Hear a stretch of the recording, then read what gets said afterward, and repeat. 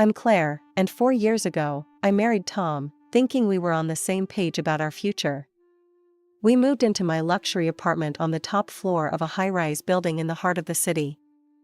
The view was breathtaking, and I loved standing by the floor-to-ceiling windows each evening, watching the sun set over the skyline. I worked as the head of the finance department at a production company. My career was on a steep upward trajectory, and I was putting in long hours to secure a good future for us. But my dedication to work was causing friction at home. "Claire, you're never here," Tom complained one evening as I walked through the door at 9 p.m.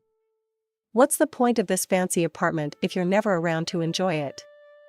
I sighed, setting down my briefcase. "Tom, we've talked about this. My job is important to me, to us. It's how we afford this place. My mother thinks." I cut him off. "I don't care what your mother thinks. I'm not going to be the obedient little housewife she wants me to be." Tom's face darkened. "Maybe you should care. She's family." "So am I," I shot back. "And I thought you understood my goals when we got married. Career first, then children." As I lay in bed that night, I couldn't shake the feeling that a storm was brewing. Tom and I were drifting apart, and his mother's influence wasn't helping. But I was determined to stay the course. I had worked too hard to give up now. The next morning, my boss, Mr. Johnson, called me into his office. "Claire, I have some exciting news," he said, his eyes gleaming. "We're merging with a large company from another city. I want you to head up the new department." My heart raced. This was the opportunity I'd been waiting for. "That's fantastic, Mr. Johnson. Thank you for considering me." He held up a hand. "Before you accept, you need to understand what this means. The workload will be intense. You'll need to give it your all. Are you prepared for that?" I didn't hesitate. "Absolutely, sir. I'm ready for the challenge." As I left his office, my mind was already racing with plans.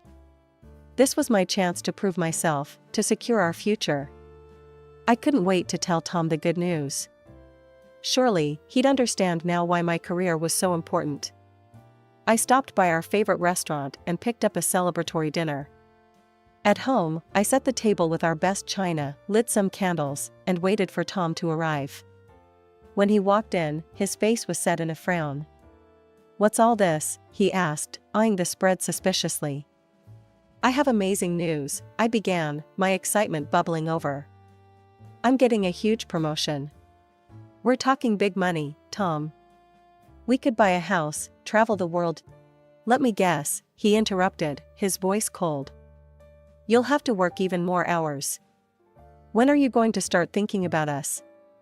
"I am thinking about us," I protested. "This is for our future." "Future?" He laughed bitterly. "What future? You're never home. The apartment's a mess. I'm tired of eating takeout every night. This isn't what I signed up for when I married you." Without another word, Tom stormed off to his office and slammed the door. I sat alone at the table, the celebratory meal growing cold. As I looked around our beautiful apartment, I had to admit Tom had a point about the mess. But hiring a housekeeper seemed like a small price to pay for my career advancement. 2 weeks after hiring a housekeeper, I noticed a significant change in our apartment. The place was spotless, and there were delicious home-cooked meals waiting for us every evening. I thought Tom would be pleased, but his irritation only seemed to grow. "So, you found a replacement for yourself, huh?" he sneered one evening as we sat down to dinner. I tried to keep my tone light. "I thought this would make things easier for both of us. The apartment's clean, and we have good food." "That's not the point, Claire." Tom interrupted, slamming his fork down. "Tell me, Claire, are you going to find a replacement for yourself in our bed too?" His words hit me like a slap. "That's not fair," I said quietly. "Fair? You want to talk about fair?" Tom stood up, his chair scraping loudly against the floor. "What's not fair is coming home to an empty house every night. What's not fair is having a wife who cares more about her job than her husband. With that, he stormed out of the room, leaving me alone with my thoughts. The next few weeks passed in a blur of work and tense silences at home. Tom and I barely spoke, and when we did, it usually ended in an argument. But I was so focused on my job, on proving myself worthy of the promotion, that I barely noticed the growing rift between us. Then, one rare day off, I decided to try and make amends. I sent Tom a message. "Hey, I'm cooking dinner tonight. Romantic evening with a special dessert?" I saw that he read the message, but he didn't respond. Still, I took his silence as agreement and set about preparing a special meal. I decorated the table with candles and wine, put on my best dress, and waited for Tom to come home. The sound of keys in the lock made my heart race with anticipation. But when the door opened, my smile froze on my face. Tom wasn't alone. His mother, Margaret, was with him. "Oh, Claire," Margaret said, her voice dripping with false sweetness. "How nice. Were you expecting company?" I forced a smile. "Just thought I'd surprise Tom with a nice dinner." "I didn't realize you'd be joining us, Margaret." "Well, I hope there's enough for 3, she said, making herself comfortable at the table I'd set for 2. Tom avoided my gaze as he sat down. I bit back my frustration and went to get another place setting. So much for my romantic evening. As we ate, Margaret dominated the conversation, peppering her small talk with not-so-subtle jabs. "You know, my friend Linda just became a grandmother," she said, looking pointedly at me. "Such a joy, having little ones around the house." I took a large swig of wine. "That's nice," I managed. "Of course, you have to be home to raise children," Margaret continued. "A woman's duties are to her family first, after all." I gripped my fork tighter, feeling my temper rise. "Actually, Margaret, I believe a woman's duties are whatever she chooses them to be." Margaret's eyes narrowed. "Is that so? And what about your duties to my son? To giving me grandchildren?" I stood up abruptly, my chair scraping against the floor. "I think it's time for you to leave, Margaret." "Claire," Tom started, but I cut him off. "No, Tom. I'm done listening to this. This is my home, and I won't be lectured here." Margaret stood as well, drawing herself up to her full height. "Well, I never." "Thomas, are you going to let her speak to me like this?" After they left, I poured myself another glass of wine and sank onto the couch. This wasn't how I'd imagined my evening going. As I sat there in my best dress, surrounded by melting candles and half-eaten food, I couldn't help but wonder, was this the beginning of the end? The next morning, I woke up to find Tom gone. A note on the kitchen counter said he'd gone to stay with his mother for a few days, to clear his head. I crumpled the note and threw it away, a mix of anger and sadness churning in my stomach. A week passed, then 2. Tom returned home, but things were different. We moved around each other like strangers, barely speaking beyond necessary pleasantries. I told myself it was fine, that we just needed time to cool off. Then came the day that changed everything. I arrived home late one evening, exhausted from a long day of meetings. As I unlocked the door, I was hit by an unfamiliar scent, something floral and cloying. Stepping inside, I froze at the sight before me. Margaret was in our living room, wearing a bathrobe and slippers, looking for all the world like she lived there. "What's going on?" I demanded, looking between Margaret and Tom, who was sitting on the couch looking uncomfortable. Margaret smiled, but it didn't reach her eyes. "Oh, Claire. How nice of you to join us. We were just discussing dinner plans." "Dinner plans?" I repeated, my voice rising. "Why are you here in your pajamas?" Tom took a deep breath. "Mom's going to be staying with us for a while. I'm tired of being alone all the time, and since you're never here." I couldn't believe what I was hearing. "You invited your mother to live with us without even discussing it with me?" "Well, if you were ever home, maybe we could have discussed it," Tom shot back. I turned to Margaret, who was watching our exchange with a smug expression. "This is my home. You can't just move in here." Margaret's face hardened. "Your home? This is my son's home too, and if he wants me here, then here I'll be. Get out, I said, my voice low and dangerous. Tom stepped between us. If you don't like it, Claire, you can leave. I felt like I'd been slapped. Excuse me? This is my apartment. I bought it before we were even married. And now it's our apartment, Tom said. And I'm telling you, if you can't accept my mother being here, then you can get out. I stared at him, shocked into silence. This man in front of me, this wasn't the Tom I married. This was a stranger, parroting his mother's words. Margaret stood up, moving towards me with a threatening air. You heard him, dear. If you don't like the new arrangement, there's the door. I took a step back, my hand instinctively reaching for my phone. If you touch me, I'm calling the police.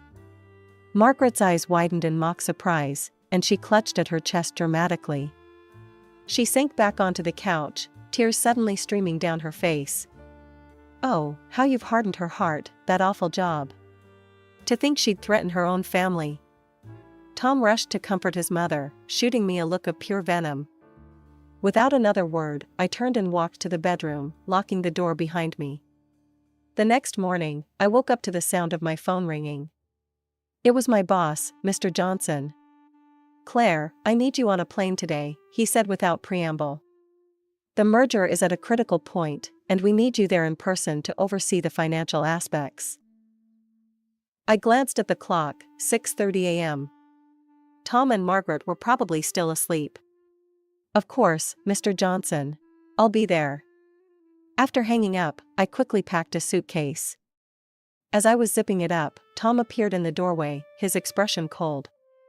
Going somewhere? He asked. I straightened up, meeting his gaze. Yes, I have to go on a business trip for the merger. I'll be back soon. We can talk then, okay? As I wheeled my suitcase to the door, I saw Margaret watching from the living room, a smug smile on her face. I paused at the door, turning back to Tom. I'm leaving now. I'll text you when I land. Tom's response was curt. Don't bother coming back. I felt like I'd been punched in the gut, but I refused to let them see how much his words hurt. Without another word, I walked out the door, the sound of it closing behind me feeling strangely final. The week-long business trip was a whirlwind of meetings, negotiations, and late nights poring over financial documents. I threw myself into the work, grateful for the distraction from my personal life. Every night, I sent a text to Tom, letting him know I was okay. Every night, my message went unanswered. Finally, after 8 days away, I boarded a plane back home. I took a cab from the airport, my heart racing as we pulled up to my building. As I approached my apartment door, I noticed something odd. My key didn't fit in the lock. Confused, I knocked on the door. After a moment, it swung open, revealing Tom and Margaret, both in casual clothes, as if they'd been lounging around all day. Tom? I said, confusion evident in my voice. Why doesn't my key work? Tom's laugh was cold and humorless. Because I changed the locks. I felt like I was in some kind of twisted nightmare. This is insane. Tom, you can't do this. This is my home. Tom's face was hard, unrecognizable. Not anymore. You have a choice to make, Claire. Right here, right now. Your career, or your home and marriage. I couldn't believe what I was hearing. This man in front of me, this wasn't the Tom I married. This was a stranger, manipulated by his mother's poisonous influence. You can't be serious, I said, my voice barely above a whisper. Tom pulled out a stack of papers from behind his back. Dead serious. Here are the divorce papers. Sign them, and you can go back to your precious job. Tear them up, and you can come back inside, as a proper wife should. I stared at the papers, then back at Tom and Margaret. In that moment, I saw my future laid out before me, a life of resentment, of being controlled and manipulated, of giving up everything I'd worked so hard for. Without a word, I took the papers from Tom's hand. His face lit up for a moment, thinking I was about to tear them up. Instead, I pulled a pen from my bag and signed my name on every dotted line.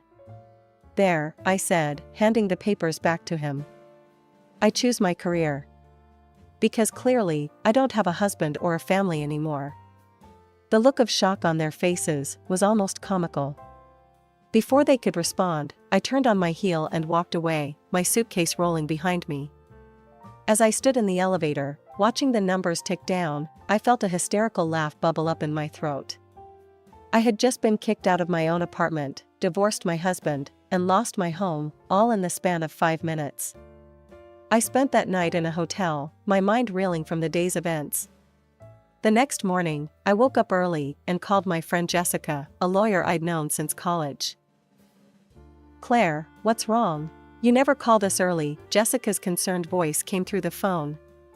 I spent the next hour recounting everything that had happened.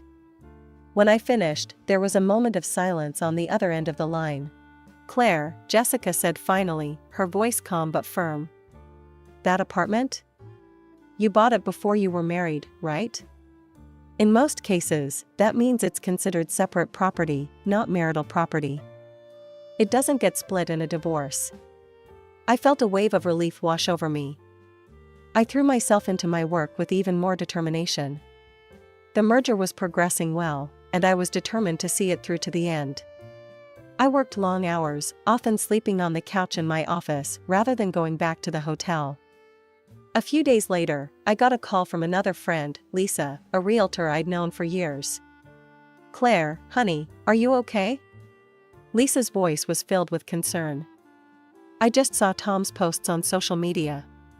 He's saying some pretty nasty things about you." I felt my stomach drop. "What kind of things?" Lisa hesitated. "He's calling you a soulless careerist. Talking about suing you for alimony and trying to get the apartment in the divorce settlement." I let out a bitter laugh. "Let him try. The apartment is mine, and he knows it." After hanging up with Lisa, I sat at my desk, my mind racing. Tom was trying to destroy my reputation, to paint me as the villain in our story. I couldn't let him get away with it. I picked up my phone and dialed Mr. Johnson's number. It was time to get ahead of this story before it spiraled out of control. Mr. Johnson listened patiently as I explained the situation.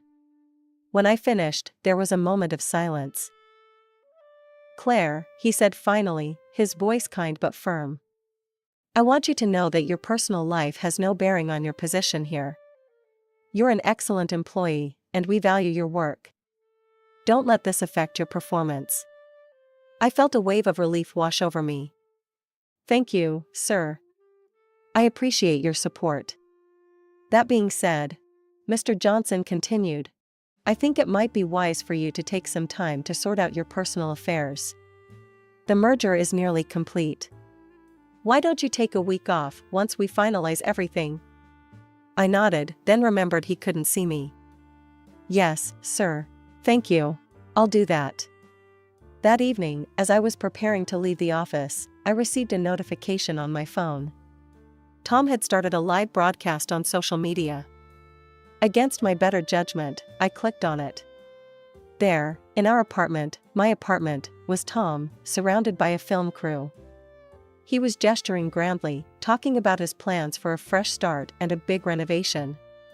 I watched, my anger growing, as he invited a crew from a home renovation TV show into our home, promising them free rein to make changes. That's when an idea struck me. A plan so deliciously perfect, it made me smile for the first time in days. I quickly dialed Lisa's number. "Lisa? It's Claire. I need a favor. How quickly can you sell an apartment?" Lisa's laughter rang through the phone. "For you, Claire? I can work miracles. What's the plan?" I quickly explained what I had in mind. Lisa listened, occasionally letting out excited gasps or chuckles. "Oh, this is going to be good," she said when I finished. "I already have a couple in mind who've been looking for exactly this kind of property. They're discreet and they trust me. I can probably close the deal within 2 weeks, maybe less." After hanging up, I leaned back in my chair, a smile playing on my lips. Tom thought he had one, but he had no idea what was coming. The next 2 weeks were a whirlwind of activity. By day, I worked tirelessly to finalize the merger. By night, I signed paperwork, fielded calls from Lisa, and watched Tom's increasingly smug social media posts about his renovation plans. Finally, the day arrived. I dressed carefully in my best suit, wanting to look my absolute best for what was sure to be a memorable day. As I sipped my morning coffee, my phone buzzed with a text from Lisa. "It's done. Paperwork signed, money transferred. New owners on their way. Good luck." I smiled, feeling a sense of satisfaction wash over me. It was time. I made my way to the office, trying to focus on work, but my mind kept drifting to what was about to unfold. Around midday, I received another text, this time from Jessica. "TV crew arrived. Tom looking smug. Mother hovering. Show about to start." I took a deep breath, trying to calm my racing heart. This was it. For the next hour, I tried to work, but I couldn't concentrate. My eyes kept darting to my phone, waiting for news. Finally, it came. A flurry of texts from Jessica. "You won't believe this. New owners just walked in. Tom's face. Crew is losing it. This is better than any TV show." I couldn't help it. I burst out laughing, drawing curious looks from my coworkers. I quickly excused myself and headed to the bathroom, where I allowed myself a moment of pure, unadulterated joy. When I returned to my desk, there was an email from Jessica with a link to a video. With shaking hands, I clicked on it. The video started with Tom, standing in the middle of my former apartment, gesturing grandly as he talked about his renovation plans. His mother hovered in the background, a smug smile on her face. Suddenly, there was a commotion off camera. Tom looked confused, then annoyed as he was interrupted mid-sentence. The camera panned to show a well-dressed couple walking in, followed by Lisa. The man was holding a stack of papers. "Excuse me," the man said politely but firmly. "But I believe you're in our apartment." The look of confusion on Tom's face was priceless. "Your apartment?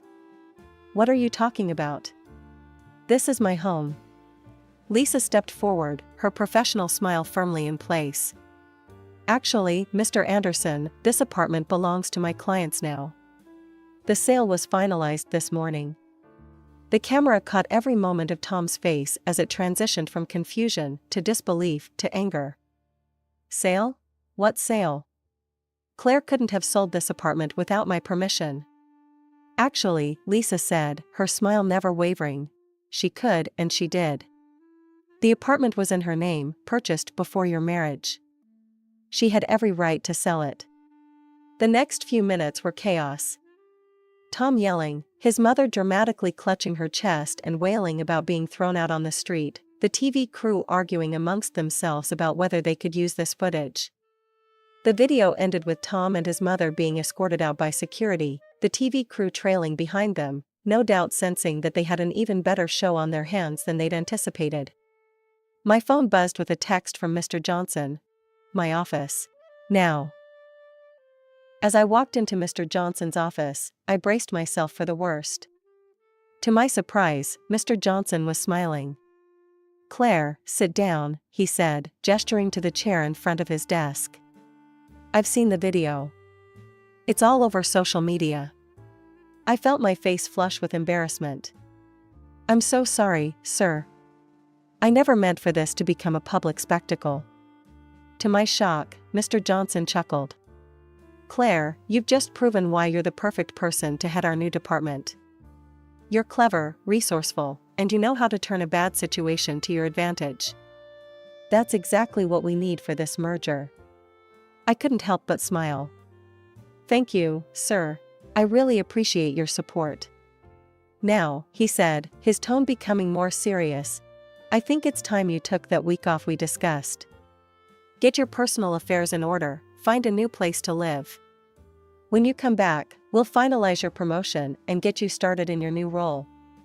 Over the next week, I threw myself into apartment hunting. I wanted a fresh start, somewhere without memories of Tom or our failed marriage. With the money from selling the old apartment, I had plenty of options. It was during this search that I stumbled upon the perfect opportunity. A small house on the outskirts of the city where our newly merged company was headquartered. It was cozy, with a beautiful garden and a view of the mountains. Best of all, it was far away from Tom and his mother. I made an offer immediately, and within days, it was accepted. The day I moved in, Jessica and Lisa came to help. As we unpacked boxes and arranged furniture, we chatted and laughed, the stress of the past few weeks finally starting to fade. As the sun set on my first day in my new home, I stood in the garden, a glass of wine in hand, and looked out at the mountains. For the first time in months, I felt at peace. The next week, I returned to work, ready to take on my new role. As I walked into the office, heads turned and whispers followed me. I held my head high, refusing to be intimidated. Mr. Johnson met me at my new office, a corner space with a view of the city. "Ready to get started?" he asked with a smile. I nodded, feeling a thrill of excitement. "More than ready, sir." As I settled into my new role, I threw myself into the work. The merger was complex, requiring long hours and intense concentration. But I loved every minute of it. This was what I had worked so hard for, what I had sacrificed so much to achieve. One evening, as I was working late, my phone buzzed with a notification. It was another post from Tom, this time begging me to reconsider, to give our marriage another chance. I stared at the message for a long moment, then deleted it without responding. That chapter of my life was closed. I had a new story to write now, and I was the author.